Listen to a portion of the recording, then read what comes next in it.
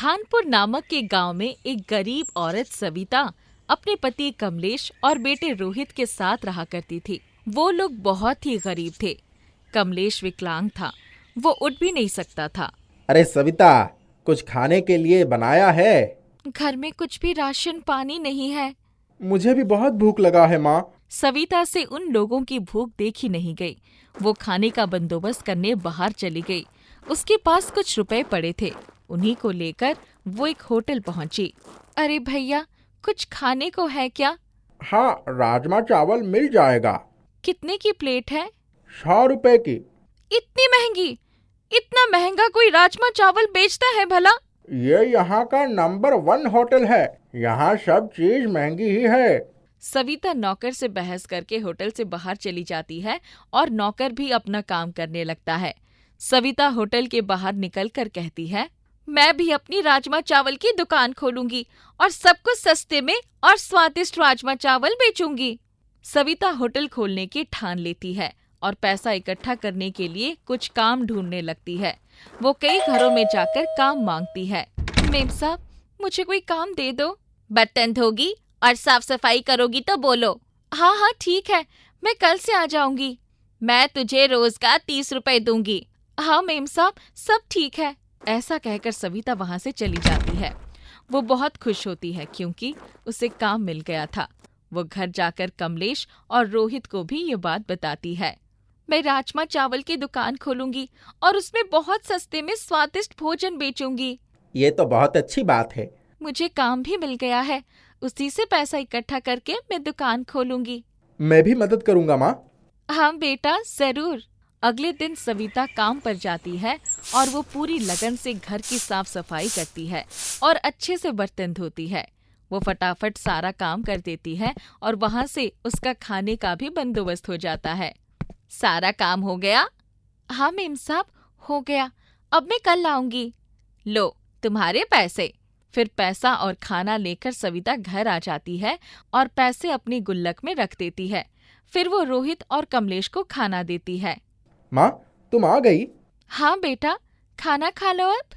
कुछ दिन बीत जाते हैं और सविता के पास पैसे इकट्ठे हो जाते हैं। वो नए नए बर्तन खरीदती है और एक ठेला बनाती है जिस पर वो राजमा चावल बेच सके। अगली सुबह, रोहित बेटा चलो, अब हमें ठेला लगाने चलना चाहिए। हाँ माँ, मैं भी तैयार हूँ। फिर रोहित और सविता ठेला लेकर घर से निकल जाते हैं और एक जगह बाजार में जाकर ठेला लगाते हैं। वहाँ आसपास के सब लोग उनको देखते हैं और उसमें से एक आदमी आकर कहता है, अरे भाभी जी, क्या क्या बेच रही हैं आप? जी राजमा चावल। मुझे भी एक प्लेट दे दो। जी अभी लगाती हूँ। सविता उसे राजमा चावल देती है और वो बहुत शौक से खाता है। आपका राजमा चावल तो बहुत स्वादिष्ट है, मुझे बहुत पसंद आया।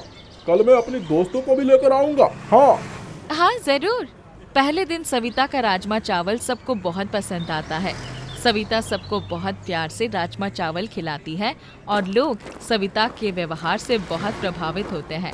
अगली सुबह सविता फिर ठेला लेकर आती है और सारे लोग राजमा चावल खाने उसके ठेले पर पहुंच जाते हैं। मुझे राजमा चावल दे दो बहन। हाँ हाँ अभी देती हूँ।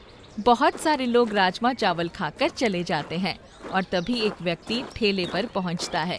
वो धोती कुर्ता और पगड़ी पहने होता है। वो सविता से कहता है, मुझे एक मदद चाहिए, क्या तुम मेरी मदद करोगी? हाँ जरूर, बोलो। मुझे 2000 के खुले चाहिए, तुम दे सकती हो?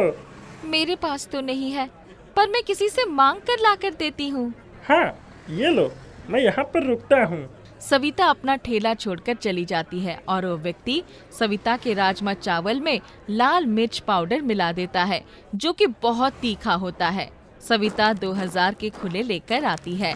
ये लो तुम्हारे खुले रुपए। धन्यवाद। वो व्यक्ति वहीं पर खड़ा रहता है और तभी एक आदमी राजमा चावल लेने पहुंचता है। एक प्लेट राजमा चावल देना भाभी। अभी देती हूँ भैया। सविता राजमा चावल निकालकर उस व्यक्ति को देती है। वो राजमा चावल पूरा लाल होता है क्योंकि उसमें उस व्यक्ति ने लाल मिर्च मिला दी थी और वो वहीं खड़ा होकर सब कुछ देख रहा था। ये लो भैया, तुम्हारा राजमा चावल। हाँ दो। वो व्यक्ति जैसे ही राजमा चावल खाता है तो तुरंत थूक देता है। जब राजमा चावल बनाना नहीं आता तो बनाती क्यों हो? मैंने तो अच्छा बनाया था। एक बार तुम खुद ही खाकर देखो कितना तीखा है। सविता सोच में पड़ जाती है और वो पहला व्यक्ति ये देखकर हंसने लगता है। तभी सविता समझ जाती है कि ये सब उसी व्यक्ति का किया धरा है। सविता खुद खाने के बजाय उस आदमी को जबरदस्ती खिलाने लगती है। अरे तुम क्या कर रही हो? मुझे क्यों खिला रही हो? मुझे नहीं खाना। क्यों नहीं खाना? तुझे खाना पड़ेगा और तुझे मेरे राजमा चावल के पैसे भी देने पड़ेंगे क्योंकि तूने ही इसको खराब किया है। सविता उस आदमी को जबरदस्ती राजमा चावल खिलाकर अपने राजमा चावल के पैसे ले लेती है और उस आदमी को भगा देती है। फिर वो घर चली जाती है और ये बात कमलेश और रोहित को बताती है। आज का भी मुनाफा सही हुआ, ज्यादा नुकसान नहीं हुआ। बस भगवान की कृपा से हमारा कारोबार ऐसा ही चलता रहे। धीरे धीरे सविता और उसके परिवार की जिंदगी बदलने लगती है। वो लोग अपने घर बनवा लेते हैं। साथ ही रोहित ने 12वीं का एग्जाम भी पास कर लिया था। माँ, मेरे एग्जाम में बहुत अच्छे नंबर आए हैं और मुझे बाहर के कॉलेज में एडमिशन भी मिल गया है। अरे ये तो बहुत अच्छी बात है। तू बस लगन से अपनी पढ़ाई कर और उसके बाद अच्छी नौकरी कर। कुछ दिन बाद रोहित बाहर पढ़ने निकल जाता है और सविता अपना ठेला बहुत अच्छे से संभालती रहती है। लोग रोजाना उसके राजमा चावल खाने आते हैं और अब सविता ने अपने ठेले पर काम करने के लिए 2-3 आदमी भी रख लिए थे। कुछ दिन बाद रोहित का फोन आता है। माँ, मेरी पढ़ाई पूरी हो गई है और मुझे नौकरी का लेटर भी आ गया है। मैं जल्द ही घर आ रहा हूँ। तू अच्छे से आ जा और ये तो बहुत खुशी की बात है। बधाई हो। ऐसा सुनकर कमलेश और सविता खुश होते हैं। उनका जीवन सुधरने लगता है, आमदनी भी बढ़ने लगती है। कुछ ही दिन बाद रोहित भी घर आ जाता है। अब तो मेरी नौकरी भी लग गई है। माँ, तुम कब तक ठेला लगाओगी? बेटा, जिस ठेले ने हमारी जिंदगी बदल दी उसे हम कैसे छोड़ सकते हैं। माँ, मैं तुम्हारे नाम की दुकान बहुत जगह खोल दूंगा। इससे हमारी आमदनी भी होगी और हम लोगों को रोजगार भी दे सकते हैं। हाँ, ये तो बहुत अच्छा है। ऐसा कहकर रोहित अपने माँ के नाम के राजमा चावल की दुकान बहुत जगह खोल देता है और अलग अलग जगह पर अलग अलग लोग दुकान चलाते हैं। रोहित अपनी नौकरी करता रहता है। अब उन्हें कोई दुख नहीं था। वो तीनों बहुत खुशी खुशी रहते हैं। कमलेश की बीमारी में भी धीरे धीरे सुधार होने लगता है। रोहित उसका अच्छे अस्पताल में इलाज कराता है जिससे उसकी बीमारी जल्दी ठीक हो जाती है और अब वो भी सविता के काम में हाथ बटाता है। कई साल पहले की बात है। एक गांव में रुचित नाम का एक लड़का रहता था। उसके घर में उसके पिता ही थे और उसकी माँ का पहले ही देहांत हो चुका था। रुचित बहुत ही जिद्दी था। वो अपने पिता का कहा बिल्कुल भी नहीं मानता था। यहाँ तक कि उसने एक बार उसके पिताजी से मोटरसाइकिल खरीदने की जिद की। पिताजी, मुझे मोटरसाइकिल चाहिए। बेटा, तुम जानते हो ना मोटरसाइकिल कितनी महंगी होती है। क्यों ना मैं तुम्हें एक प्यारी सी साइकिल दिला दूं, तुम्हारा काम भी हो जाएगा। साइकिल? मैं आपको साइकिल चलाने वाला लगता हूँ? आपने मुझे कितने सालों से सिर्फ यही कहा है कि आप मुझे मोटरसाइकिल दिला देंगे। खैर, मुझे नहीं लगता कि वो दिन कभी आएगा। मुझे नहीं खाना आज आपके घर में कोई खाना। जा रहा हूँ बाहर। उसके पिताजी ये रवैया देख बहुत उदास होते हैं और रुचित वहाँ से चला जाता है। थोड़े ही दिन में उसकी 12वीं की परीक्षा के परिणाम आ जाते हैं और फिर वो खुशी खुशी उसका परिणाम लेकर उसके पिताजी के पास जाता है। पिताजी, देखिए, मेरी 12वीं की परीक्षा का परिणाम आ गया है और मैं काफी अच्छे अंकों से पास हुआ हूँ। अब मुझे कॉलेज जाना होगा और कॉलेज के लिए मैं यहाँ नहीं, यहाँ से कहीं बाहर गाँव जाना चाहता हूँ। किसी अच्छे शहर में पढ़ना चाहता हूँ। पर बेटा, हमारे गांव के नजदीक भी तो एक कॉलेज है, तुम वहां क्यों नहीं जाते? तुम जानते हो ना, मेरी खेती से इतने पैसे नहीं आते हैं और शहर का खर्चा बहुत ही महंगा होगा। अगर तुम यही रहोगे तो काफी खर्चे बच जाएंगे। देखिए पिताजी, आप हर बार हर चीज के लिए मुझे मना करते हुए आए हैं, लेकिन इस बार मैं आपकी एक भी नहीं सुनने वाला। आप फैसला कर लीजिए, या तो मैं कॉलेज चला जाता हूँ या फिर मैं ये घर ही छोड़ दूंगा। मैं यहाँ और इस तरह नहीं रह सकता। मेरे भी सपने हैं और इस गांव में रहकर मुझे कुछ नहीं मिलने वाला। जो भी है शहर में ही है। रुचित के पिताजी कुछ नहीं कर पाए। उन्हें ना चाहकर भी रुचित की जिद के आगे झुकना ही पड़ा और उन्होंने उसका एडमिशन शहर के एक कॉलेज में करा दिया और सारा सामान बांध उसे पैसे देकर शहर के लिए रवाना कर दिया। रुचित कॉलेज जा बहुत खुश हो जाता है। नए दोस्त, नई जिंदगी, सब कुछ नया सा लगने लगता है। पर शहर की चकाचौंध रुचित को उसके मकसद से दूर ले जाती है। दोस्तों के साथ दिन भर घूमना, सिनेमा हॉल में पिक्चरें देखना, रेस्टोरेंट में खाना पार्टी करना, सिर्फ यही चलता रहता है। यहाँ तक कि वो अपने घर पर एक फोन भी नहीं करता था। उसके पिताजी ही उसे फोन किया करते थे, पर वो अपनी मर्जी से ही उठाता था। कई दिनों से रुचित को एक बात खटक रही थी। उसने उसके पिताजी को फोन किया। अरे रुचित बेटा, कैसा है? क्या खाक ठीक रहूंगा? आप पैसे जो इतने कम भेजने लगे हो। बेटा, मुझसे जितना बन रहा है मैं उतना कर ही रहा हूं ना। किसी दिन तो ठीक मुंह से बात कर लिया करो। जानते हो कितनी फिक्र होती है तुम्हारी। रुचित गुस्से में फोन काट देता है और सोचने लगता है और थोड़े दिनों बाद अपने गांव चला जाता है। उसके पिताजी उसे देख बड़ा खुश हो जाते हैं।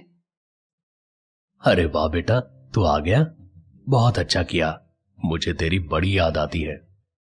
हाँ पिताजी, वो दरअसल कॉलेज वालों ने कुछ कागजात दिए हैं जिन पर आपको हस्ताक्षर करने हैं और फिर वो कॉलेज में जमा करना है। बेटा, मुझे हस्ताक्षर करना तो नहीं आता, तभी तो तुम्हें पढ़ाया ताकि तुम मेरी तरह ना रहो। पर मैं अंगूठा लगा दूंगा।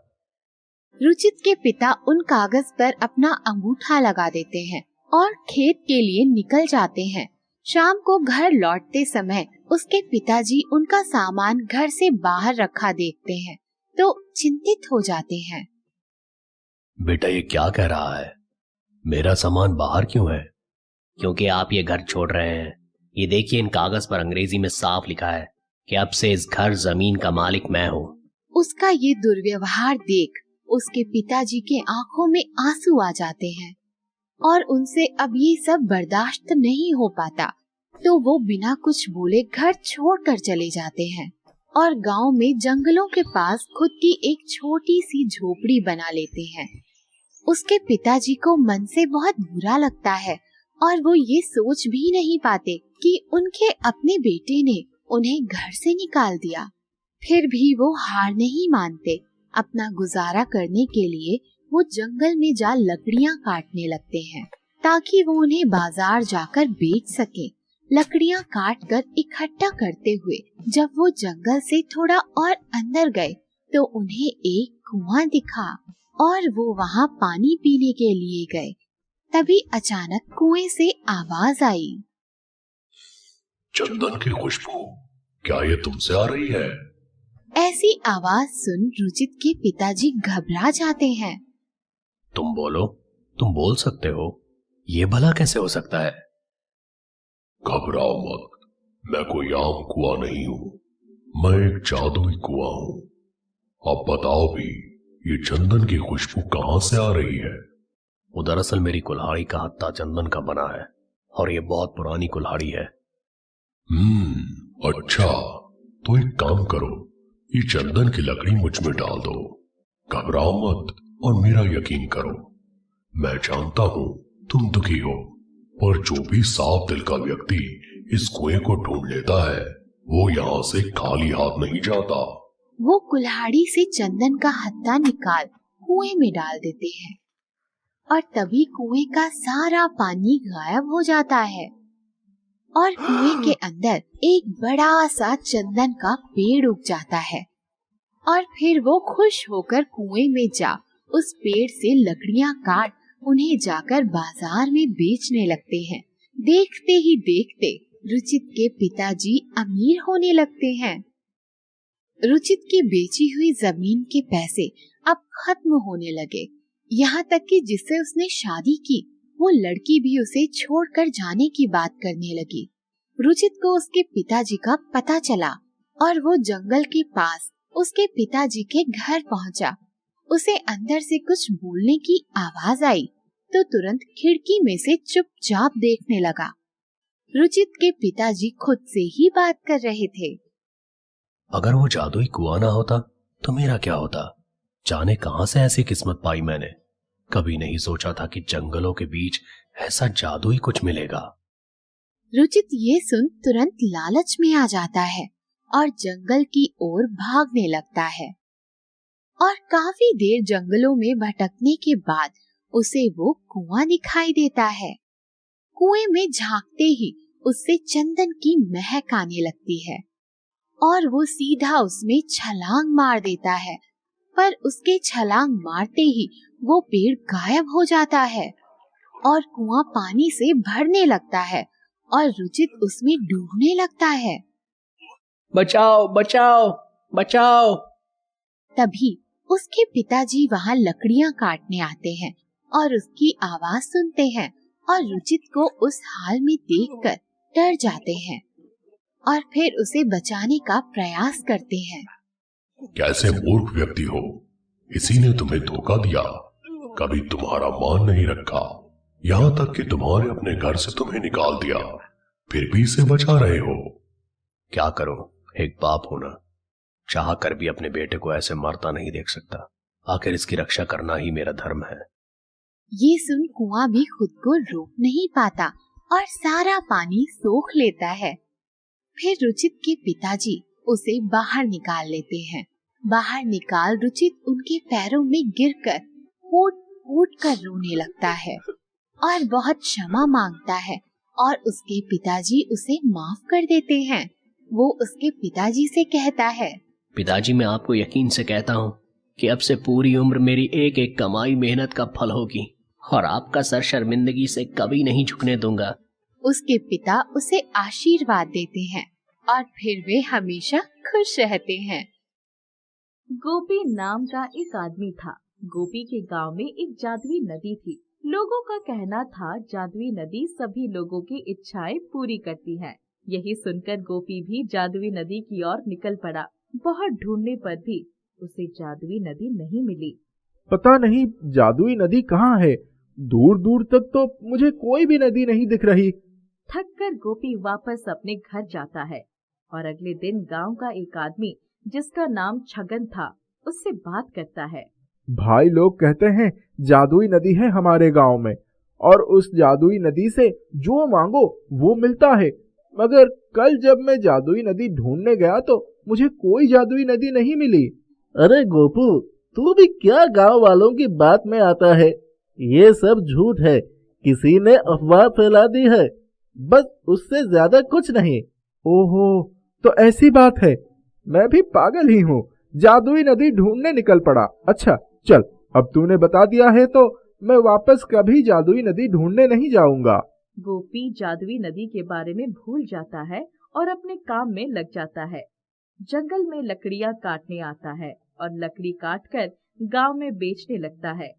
जहां बैठकर गोपी लकड़ी बेच रहा था वहीं एक आदमी आता है। अरे सुनो, क्या नाम है तुम्हारा? जी मेरा नाम गोपी है। बोलिए क्या बात है?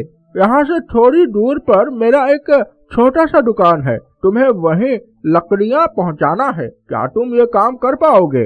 जी बिल्कुल, क्यों नहीं, मैं जरूर लकड़ियाँ पहुँचा दूंगा। अगले दिन गोपी ढेर सारी लकड़ियाँ काटता है और उस आदमी के बताए रास्ते पर जाने लगता है। थोड़ी दूर आगे जाने पर गोपी को एक छोटा सा दुकान दिख जाता है। दुकान के आसपास बहुत भीड़ भाड़ दिखती है। अरे वाह, तुम आ गए, चलो अच्छा है, सही समय पर आए हो। आज मेरे दुकान का पहला दिन है, इसीलिए पूजा है और कई लोगों को खाने पर बुलाया है। आज लकड़ी बहुत लगने वाली है। जी आप मेरे पैसे दे दीजिए, मैं चलता हूँ। नहीं नहीं, इतनी भी क्या जल्दी है, अब आ ही गए हो तो क्यों ना खाना खाकर ही जाओ। गोपी रुक जाता है। पूजा खत्म होते और खाना खाते गोपी को बहुत देरी हो जाती है। अंधेरा भी हो चुका था। वो वहाँ से निकल जाता है और घर आने लगता है। तभी रास्ते में उसे पानी की आवाज आती है। आवाज ऐसी थी मानो आसपास कोई झरना हो। गोपी उस आवाज का पीछा करते करते एक जगह पर पहुँच जाता है। वहाँ बहुत रफ्तार में एक जगह से पानी गिर रहा था। वाह, ये तो बहुत खूबसूरत लग रहा है। आज तक कभी मैंने ऐसा कुछ नहीं देखा। तभी अचानक वो पानी गिरते गिरते एक नदी में बदल जाता है। ये देख गोपी हैरान रह जाता है। अरे, ये तो नदी में बदल गया, चमत्कार हो गया। वो नदी गोपी को कहता है, कौन हो तुम और तुम यहाँ क्या कर रहे हो? मैं तो यहाँ से गुजर रहा था, पानी की आवाज आई तो मैं यहाँ तक आ गया इसे देखने। मैं जादुई नदी हूँ, मैं सभी को दिखाई नहीं देती। जब मेरा मन करता है तभी मैं आती हूँ। अच्छा, तो आप ही हो जादुई नदी जिसकी बातें गांव वाले करते हैं? हाँ, बहुत सालों पहले मैं सभी को दिखाई देती थी, मगर अब मैं सभी को दिखाई नहीं देती। तुम दिल के अच्छे लगते हो, इसलिए मैं तुम्हें दिखाई दे रही हूँ। गांव वाले कहते हैं आप सभी की इच्छा पूरी करते हैं। क्या आप मेरी इच्छा पूरी कर सकते हैं? हाँ जरूर, मैं तुम्हारी इच्छा जरूर पूरी करूँगी। बताओ क्या चाहिए? मुझे पैसों की बहुत दिक्कत हो रही है, इसीलिए मैं ढेर सारा धन चाहता हूँ। ठीक है, मैं तुम्हें ढेर सारा धन दूँ। एक दिन नहीं, हर रोज दूंगी। मगर ये बताओ, क्या तुम उस धन से गरीब और जरूरतमंद लोगों की मदद करोगे? हाँ हाँ, क्यों नहीं। अगर मेरे पास धन आ जाएगा तो मैं सबकी मदद करूँगा। अच्छा ठीक है, तुम नदी के अंदर आ जाओ और जितना धन चाहिए उतना धन लेकर जाओ। गोपी नदी के अंदर जाता है और ढेर सारा धन निकालकर एक बोरे में रख लेता है और उसे लेकर बाहर आता है। तुम जब चाहो तब जादुई नदी में आ सकते हो, मगर उसके लिए मैं तुम्हें एक मंत्र बताती हूँ। तुम यहाँ आकर जब वो मंत्र पढ़ोगे तभी मैं तुम्हारे सामने आऊंगी। अगर ये मंत्र तुमने किसी के सामने बोल दिया तो उसी वक्त तुम ये मंत्र भूल जाओगे और सामने वाले आदमी को ये मंत्र याद हो जाएगा। तुम कितना भी चाहो मंत्र नहीं याद कर पाओगे। ठीक है, मैं आपकी बात समझ गया। जादुई नदी से धन पाकर गोपी बहुत अमीर बन जाता है और साथ ही गरीब और जरूरतमंद लोगों की मदद करता है। ये सब जादुई नदी की जादू से ही संभव हो पाया। आपका बहुत बहुत धन्यवाद। गोपी कुछ हफ्तों बाद वापस जादुई नदी के पास जाता है और वही मंत्र पढ़ता है जो जादुई नदी ने बताया था। मंत्र पढ़ते ही जादुई नदी गोपी के सामने आ जाती है। गोपी जादुई नदी के अंदर जाता है और धन लेकर वापस घर आ जाता है। छगन हर रोज गोपी पर नजर रखने लगता था। उसे विश्वास ही नहीं हो रहा था गोपी इतनी जल्दी इतना अमीर कैसे हो गया। एक दिन छगन गोपी को धन लेकर आते देख लेता है। अरे, ये आखिर इतना धन लेकर आता कहाँ से है? पता तो करना ही पड़ेगा, मगर इतनी आसानी से तो ये कुछ भी नहीं बताने वाला। छगन अगले दिन गोपी के घर आता है। भाई चल, बहुत दिन हो गए, हमने साथ मिलकर कुछ खाया पिया नहीं है। अच्छा चल। छगन गोपी को अपने घर लेकर आता है और खाने में नशा मिला देता है। गोपी नशे में आ चुका था, उसके खुद का होश भी नहीं था। यही सही समय है इससे सच्चाई निकलवाने का। अरे, ये सब तो जादुई नदी का कमाल है। अरे वाह भाई, मुझे भी बता, जादुई नदी कहाँ है? मैं भी जाऊंगा। नहीं नहीं, तू नहीं जा सकता, क्योंकि वो नदी सबके बोलने पर नहीं आती। मेरे पास एक मंत्र है और उसी मंत्र के सहारे वो जादुई नदी मेरे पास आती है। भाई मुझे भी बता, वो मंत्र क्या है? गोपी वो मंत्र बोल देता है। जैसे ही वो मंत्र बोलता है, छगन को वो मंत्र याद हो जाता है।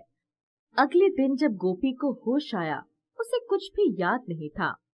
छगन वो मंत्र पढ़कर जादुई नदी को बुलाता है और जादुई नदी से धन लेकर चला जाता है। जब गोपी जादुई नदी के पास आता है तो उसे मंत्र याद ही नहीं आता है। अरे, मैं वो मंत्र भूल कैसे गया? मुझे तो कुछ भी याद नहीं आ रहा है। इसका मतलब जरूर किसी ने मुझसे वो मंत्र निकलवाया है और अब वो मंत्र को जानता है, मगर मैं नहीं। गोपी बहुत रोने लगता है और वहाँ से चला जाता है। गोपी देखता है छगन हर रोज नई नई चीजें खरीद रहा। ये देख उसे छगन पर शक होता है। वो छगन का पीछा करता है। तो उसे सारी सच्चाई का पता चल जाता है। अच्छा, तो ये सब छगन का काम है। लगता है उस दिन खाना खिलाने के बहाने उसने ये सब किया। अब मैं उसके साथ भी ऐसा ही करूंगा। गोपी चुपके से छगन के घर में घुस जाता है और उसके बनाए खाने में नशा मिला देता है। जब छगन खाना खा लेता है तब गोपी उसके पास आता है।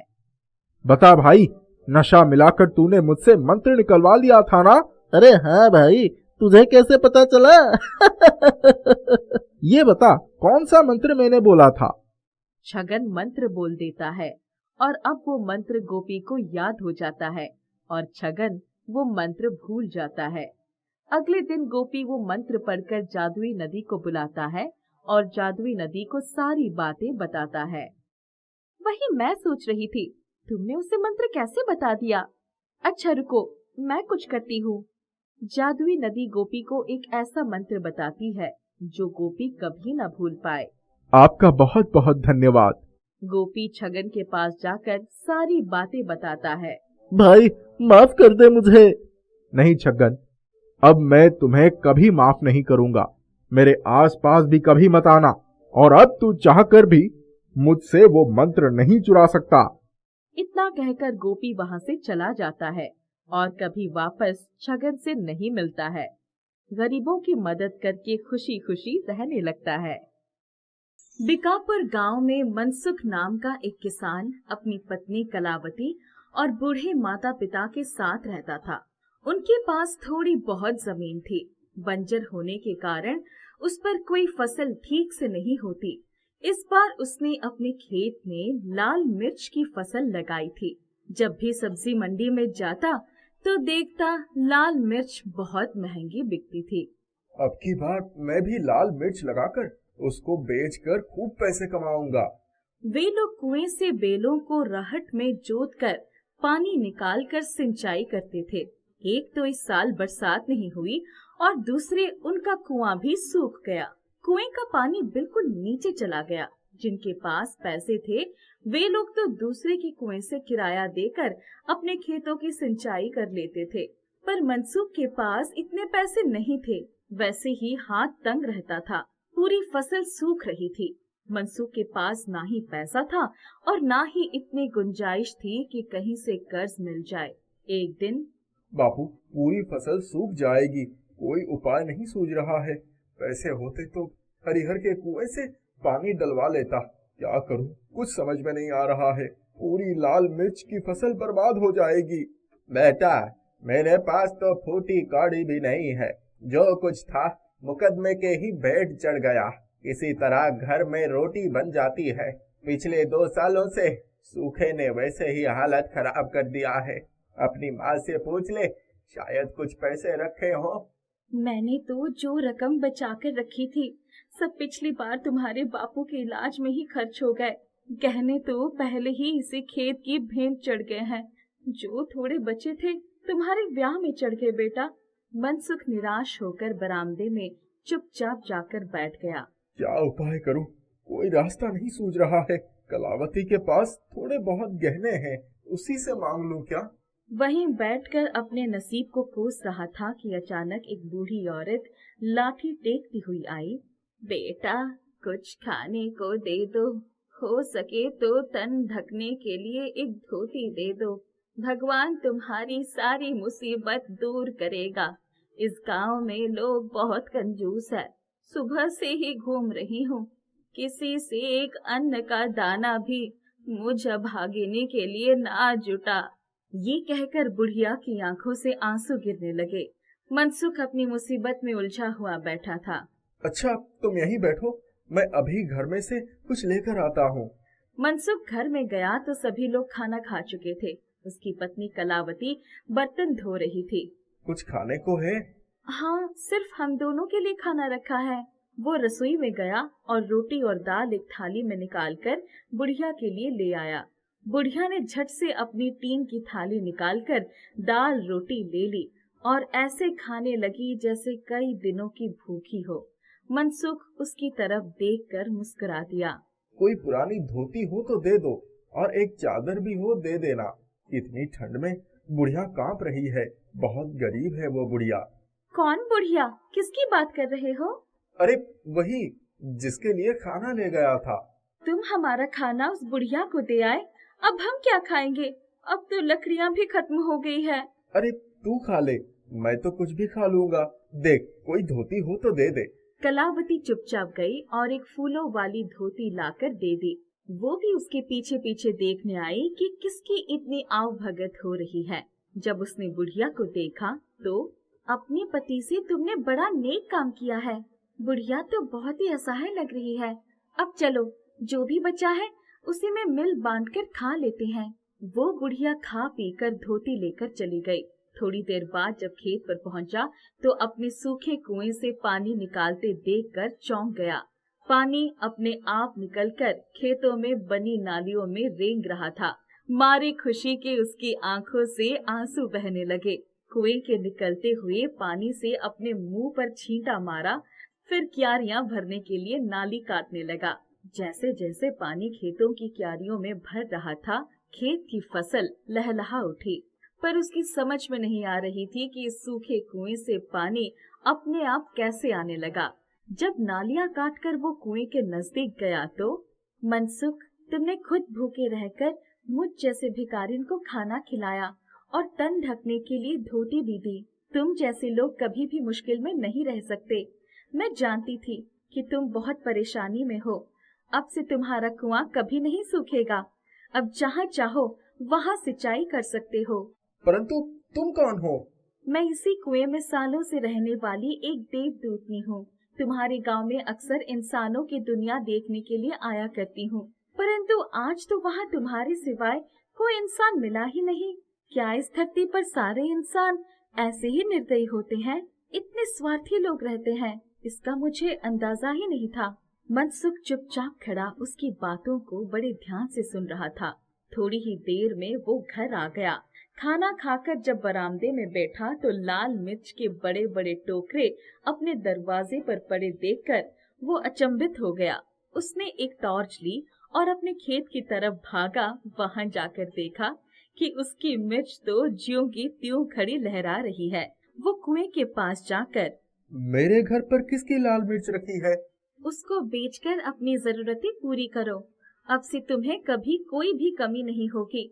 तुम बहुत दयालु और कर्मठ इंसान हो। इस बारे में किसी से कुछ न कहना। जब समय आएगा तो मैं खुद ही बताने के लिए कहूँगी। मनसुख घर आ गया। दूसरी सुबह जब वो उठा तो लाल मिर्च के बड़े बड़े टोकरे बैलगाड़ी में लेकर बाजार में गया, जहाँ उसको लाल मिर्च के बहुत अच्छे दाम मिले। हरिहर भी बाजार में अपना सामान बेचने गया था, पर उसकी नजर मनसुख पर ही लगी थी। बिना पानी के इसकी मिर्चें कैसे इतनी अच्छी हो गई? जरूर कोई चक्कर है। बाजार से लौटकर वो सीधा कुएं पर जा पहुंचा। उसके आश्चर्य की सीमा न रही जब उसने देखा कि पूरी खेत में लाल मिर्च लहलहा रही थी। वो जलन के मारे बेकाबू हो गया और मनसुख की बर्बादी का उपाय सोचने लगा।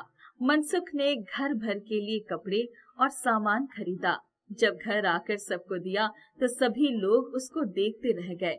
सुबह जब वो खेत पर गया तो उसने देखा कि उसके कुएं के पास ही हरिहर बेहोशी की अवस्था में पड़ा था। उसने उसके मुंह पर पानी के छींटे मारे, तब वो उठा और तेजी से भागा।